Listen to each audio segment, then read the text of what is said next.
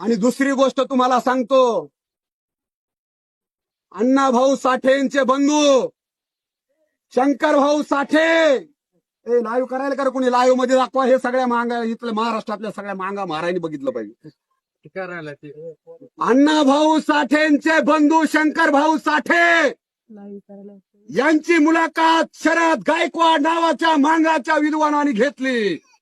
सक्के अण्णाभाऊचे भाऊ अण्णाभाऊच्या सोबत सावलीसारखे सोबत असायचे. त्यांची मुलाखत घेतली आणि त्यांना विचारलं, शंकर भाऊ तुम्ही आरपीआय मध्ये कसं काय काम करताय?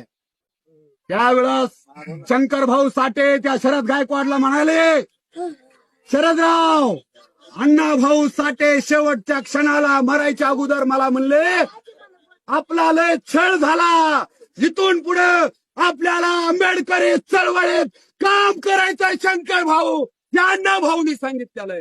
राजेश घोडे गळ्यात निळा घालून फिरतो, येडा नाही. या सगळ्या महाराष्ट्राला बी